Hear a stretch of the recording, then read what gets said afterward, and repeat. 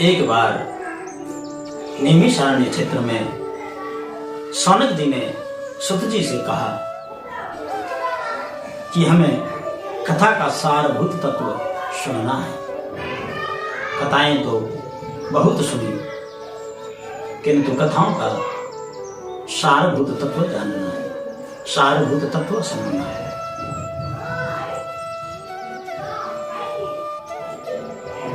और जो पंक्ति आई है तो ये हमारे जीवन में भी लागू है। सौनक जी कहते हैं कि कथाएं तो बहुत सुने, किंतु कथाओं का सार भूत तत्व जानना। अर्थ क्या है? ये भागवत भी यही है।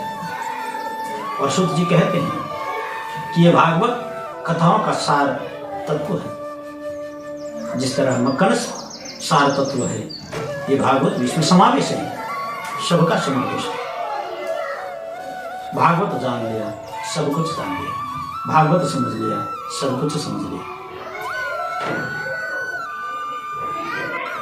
और भागवत हमें यही बताती है, भागवत यही भी सिखाती है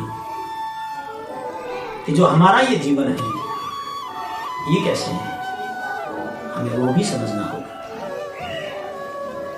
जिस तरह ये भागवत शास्त्र है और सौनक जी सुत जी से पूछ रहे हैं कि सार तत्व, सारभूत तत्व क्या है। कथाएं तो बहुत सुनी, सारभूत तत्व जानना है। जब तक हम किसी भी चीज का सार समझ में नहीं आए तो वो वस्तु या उस वस्तु से संबंधित कोई भी बात हमें समझ में नहीं आ सकती। और तो ये हमारा जीवन है। जब तक हमें अपने जीवन के बारे में सारभूत तत्व जब तक नहीं मिलेगा, तब तक हम इस जीवन को नहीं समझ पाएंगे। यही भागवत सिखाता है। इसी की ओर भागवत ले जा रही है, इसी की ओर संकेत है। क्योंकि पहले भी आ चुका है। वेद व्यास जी सुखदेव मुनि के पीछे पीछे गए हैं। सुखदेव मुनि का प्राकट्य होते ही सुखदेव मुनि वन की ओर गमन किया है। वन की ओर गमन करते ही वेद व्यास जी पीछे पीछे चले। क्यों चले पीछे पीछे? ज्ञात तो उन्हें भी सकता, किंतु इस संसार में आने के बाद में जो संसार की जो माया है, उस माया से आज तक कोई बचा नहीं है। वेद व्यास जी तो ज्ञानियों की श्रेणी में है, फिर क्यों गए? भागवत में उल्लेख आ रहा है। इसका अर्थ है कि हम भी कोई माया से परे नहीं है। संसार में आए हैं, संसार में रहते हुए उस माया को जानते हुए और माया को परे करते हुए या उसका ज्ञान करते हुए संसार से हम कैसे निकल सकते हैं, ये भागवत समझा। ये भागवत का सार। और जिस दिन हमें अपने जीवन का सार समझ में आ जाए तो समझ लीजिए, या उसे जानने के प्रति इच्छा बन जाए, भावना बन जाए कि हमें जानना है कि हम संसार में क्यों आए हैं, हमें करना क्या है, क्या करना था और क्या करना शुरू कर दिया है, किस और जाना था और किस और जा रहे हैं। ये जो समतुल्य विचार, तुलनात्मक विचार जिस समय हमारे जीवन में आने शुरू हो जाए तो समझ लीजिए कि हमने परमात्मा की सत्ता को जानना या मानना, महसूस करना शुरू कर लिया है। परमात्मा की ओर झुकाव हो गया है। परमात्मा की ओर जीवन का सार जो मूल तत्व है उसे जान लिया है और उस राह पर हम चल पड़े हैं, जिस तरह सुखदेव मुनि चल पड़े। और शुरू में सुत जी महाराज ने कहा है ये भागवत इसीलिए है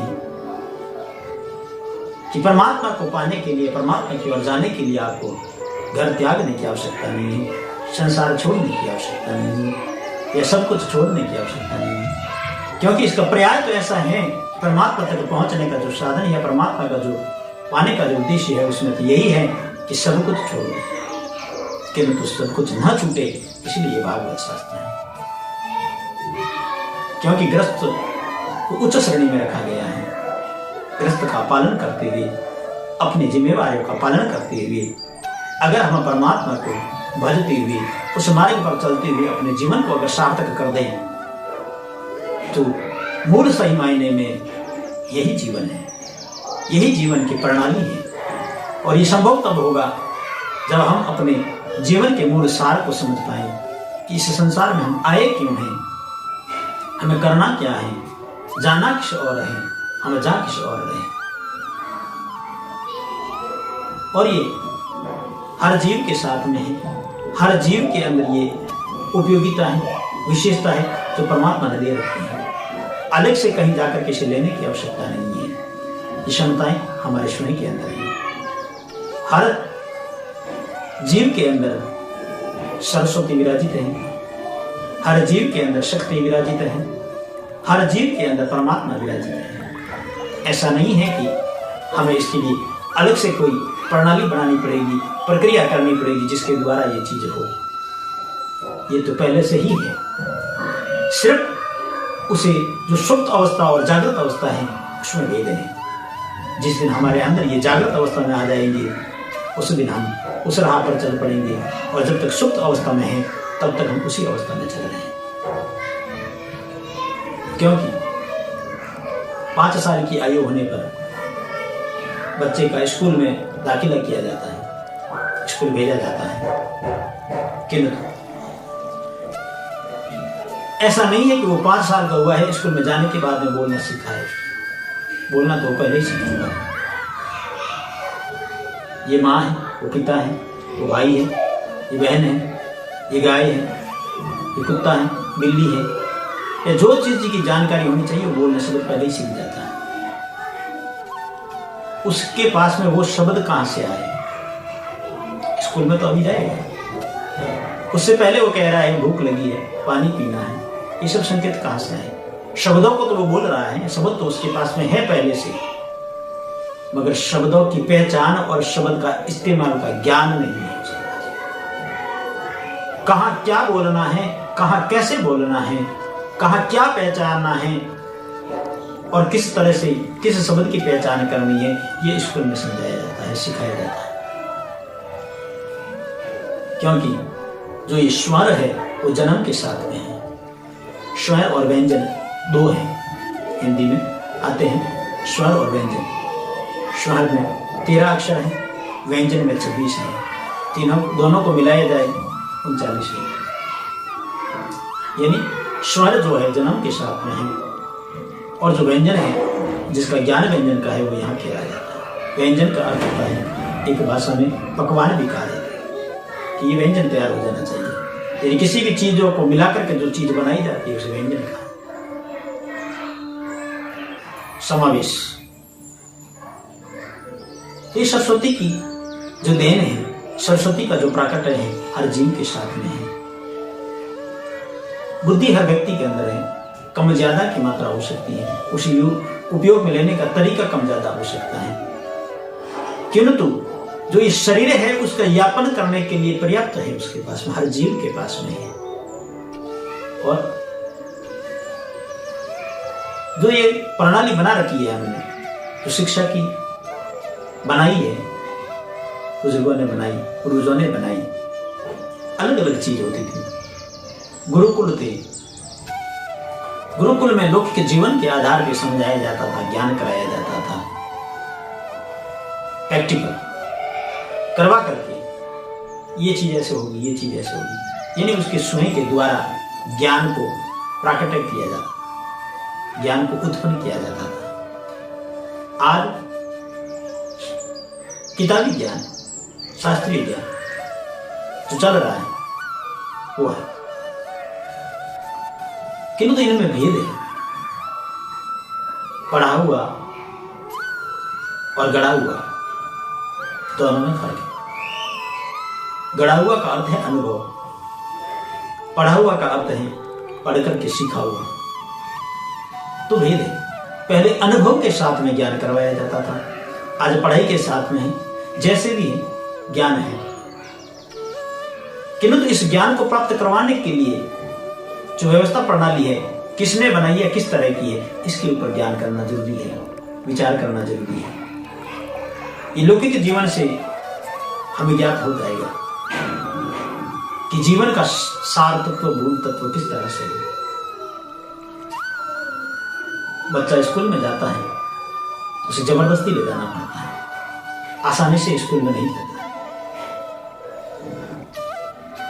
एक बार रोएगा, 2 बार रोएगा, मगर आखिर स्कूल में जाना शुरू होगा, क्योंकि उसे वो बात समझ में आ जाएगी, मुझे ऐसा करना पड़ेगा। और धीरे धीरे उसे वो भी चीज समझ में आ जाएगी, वो प्रणाली समझ में आ जाएगी कि मुझे इस तरह से पढ़ना है, इस तरह से चलना है, ताकि मुझे क्रियान्वित किया जाए, मुझे अगली साल अगली कक्षा में बिठाया जाए, या मेरी रिपोर्ट अच्छी बने, मुझे आगे की तरफ अग्रसर करे। ये उसे ज्ञात होगा। और ये हम ऐसा क्यों करते हैं? क्योंकि हमें चिंता है उनके भविष्य की, और उनके भविष्य को ध्यान में रखते हुए ही हम ऐसा कर रहे हैं। और हमें इतनी चिंता होने लगी गई है आज के जमाने में तो, कि हमने अपनी मूल भाषा को छोड़ करके दूसरी भाषा में डालना शुरू कर।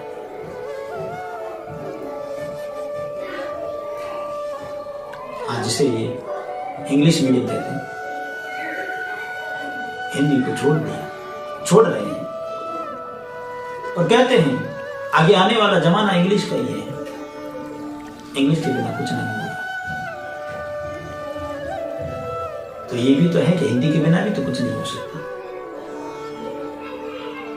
जो मूल भाषा है उसके बिना भी तो कुछ नहीं हो सकता। वर्तमान के साथ भविष्य की चिंता, और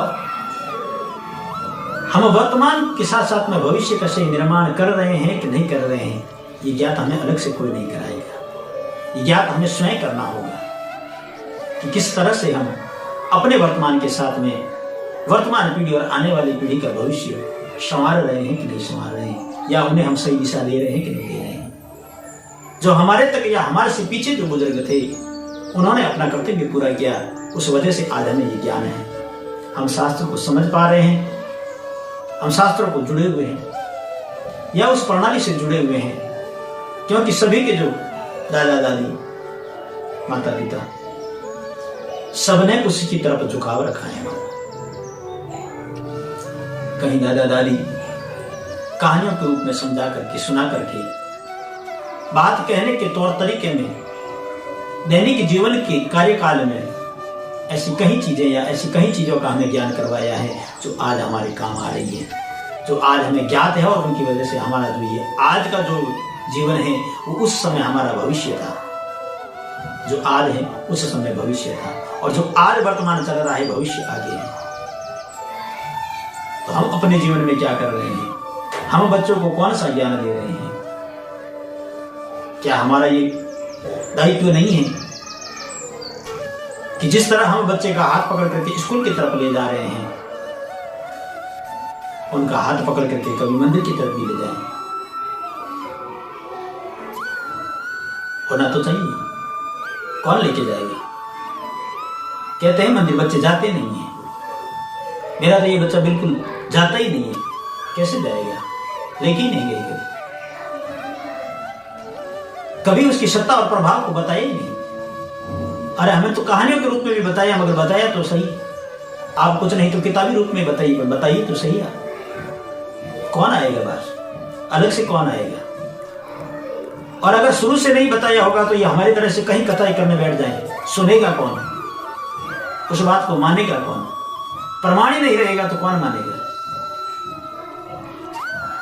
हम नहीं मना पाएंगे, आप नहीं मना पाएंगे, क्योंकि शुरू से हम वो ज्ञान नहीं करा पाएंगे। जिस तरह आप स्कूल जबरदस्ती लेके जा रहे हैं, बच्चा रो रहा है किंतु, और मैं दावे के साथ में कह सकता हूं कि बच्चा स्कूल तो जाते हुए रोएगा, अगर आप मंदिर ले जाइए, बच्चा हाँ थोड़े परेशानी के साथ में जाएगा, मुश्किल होगी, आपको ले जाना पड़ेगा उसको जबरदस्ती, रोएगा तो नहीं, मगर हाँ वापस आते हुए उस समय हंसते हुए आएगा, खेलता हुआ आएगा। और अगर निरंतर आप ये प्रयास रखेंगे, एक समय ऐसा आएगा कि वो आपको कहेगा कि चलो मुझे शुरुआत करनी होगी, परिवर्तन आपको लाना होगा। और अगर नहीं लाए तो आने वाली पीढ़ी में ये चीजें नहीं होने वाली। मूल चीज को, मूल तत्वों को, मूल जो जीवन का सार है वो कहीं खो जाएगा, छूट जाएगा। फिर तो यही जो जीवन का जो चल रहा है जो जीव प्रणाली जो अपनाई हुई है संसार में, खाना पीना उठना बैठना जागना सोना, यही चलेगा। ये तो हर जीव कर रहा है। फिर बुद्धि जीव का क्या अर्थ है? बुद्धि जीव को क्या करना है? इस संसार में आए क्यों है? अलग से कुछ करने की आवश्यकता नहीं है। ये जीवन भी सफल हो जाएगा और आगे का भी सफल हो जाएगा, क्योंकि ये भागवत कह रही है अलग से कुछ करने की आवश्यकता ही नहीं है। पहले भी इसके बारे में कह रखा है। और पहले के जमाने में एक गांव में एक मंदिर, 5 गांव के बीच एक मंदिर, संख्या कम थी मंदिरों की। आज हर जगह मंदिर दिख रहे हैं, जगह जगह है मंदिर, काफी जगह मिलेगी आपको मंदिर ही। मगर उसकी महत्ता कम हो रही, उसके प्रति जो विचारधाराएं हैं परिवर्तित हो रही है। समय नहीं है किसी के पास में। और कई जगह तो देखा है कि देने वाले, काम करवाने वाले खूब करवाते हैं। कहीं ऐसे मंदिर भी हैं जहां अथाह पैसा लगा है और आज लगाते भी हैं, मगर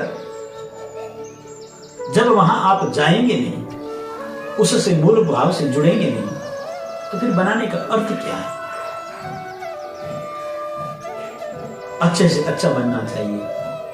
और पहले हमने देखा है, आपने देखा है, कहीं ने देखा है, मंदिर भले ही साधारण है, मगर उस मंदिर के प्रति जो भाव था वो असाधारण था, अपार भाव था, अपार श्रद्धा थी।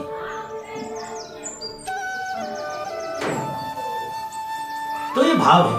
बिना भाव के या बिना कुछ जाने या उसकी तरफ झुके हम उस राह पर नहीं जा सकते, नहीं चल सकते, और ना हम किसी को चला सकते हैं। और वो बच्चा उसकी तरफ जाएगा। आपको एक बार बच्चे को जबरदस्ती मंदिर की तरफ ले जाना है, और वो बच्चा मंदिर में जाने के बाद में स्वतः ही मंदिर की ओर दौड़ेगा, स्वतः ही परमात्मा की ओर दौड़ेगा, दर्शन करने के लिए दौड़ेगा। और आप मंदिर से जब वापस निकलेंगे तो बच्चा हंसते हुए खिलते हुए निकलेगा। चाहे आप पहली बार बच्चे को जबरदस्ती ले जा रहे हैं, बच्चे का तो खेलने का मन होगा, आप मंदिर ले जा रहे हो, कैसे जाएगा? मगर वही बच्चा जब वहां जाएगा, जो छवि देखेगा परमात्मा की, तो उसे ज्ञात होगा कि हाँ, मैं सही जगह आया हूं, क्योंकि मैं इसी का अंश हूं, इसी से तो मैं निकला हूं, मुझे इसी में तो जाके मिलना है। और जिस तरह से वो बच्चा जब परमात्मा की तरफ बढ़ता है, ये जिस तरह से ये जीव परमात्मा की तरफ बढ़ता है, तो ये परमात्मा तो स्वतः ही पहले से ही बाहें फैलाए खड़े हैं। सिर्फ आपको उसकी ओर जाने की आवश्यकता है। फिर आपका हाथ पकड़ करके परमात्मा आगे की राह आपकी तय करेगा। इस राह पर सिर्फ केवल आपको आगे बढ़ना है। परमात्मा तो स्वतः ही आपको हाथ पकड़ करके आगे की राह प्रशस्त करेंगे, अपने संग संग लेकर के चलेंगे। वो हर समय आपके संग होंगे। सिर्फ आपके मन में ये भाव विश्वास पैदा होना चाहिए। परमात्मा का स्वभाव और प्रभाव को जानना होगा। जिस दिन आप उनका स्वभाव और प्रभाव जान गए, समझ लीजिए आपने सब कुछ जान लिया। यही भागवत सिखाती है। और ये तो हमारी तो बहुत दूर की बात है, मगर एक साधारण संकेत भी अगर माना जाए या देखा जाए, जो अक्सर आजकल तो ये जो साधन मोबाइल के आधुनिक साधन है, इसमें भी कहीं आपने भी देखा होगा, हमने भी देखा है, और एक बार हमने तो प्रत्यक्ष देखा है शिवरात्रि पर। तो जो शिव का जो श्रृंगार है सर्प रूप में, इस सर्प ने कोई वेद नहीं पढ़े, शास्त्र नहीं पढ़े हैं, मगर जिस तत्व से, जिस मूल जगह से जुड़ा हुआ है, वो यहाँ आने के बाद में उसे ज्ञान है, तभी तो वो सर्प वहां जा रहा है। हमने शिवालय पर जाते हुए देखा है। शिवालय में शिवरात्रि के मौके पर कई जगह, और कहीं भी चलते हैं, कई जगह आए हुए हैं। एक जगह तो हमने भी देखा है, प्रत्यक्ष देखा है। शिवलिंग पर सर्प चला करके जाता है। सर्प चल करके शिवालय के सामीप्य को पाना चाहता है, सामीप्य को ग्रहण करना चाहता है। प्रभु शिव की जटाओं पे धारण होना चाहता है, शिव के गले में पड़ना चाहता है, उनका श्रृंगार बनना चाहता है। यानी कहीं ना कहीं ऐसा संकेत मिलता है कि मैं कहीं खो गया हूं, मेरा स्थान तो यहाँ था, मैं कहाँ हूं, प्रभु आप कहाँ हैं। तभी तो वो खोजता हुआ वहां पहुंच रहा है।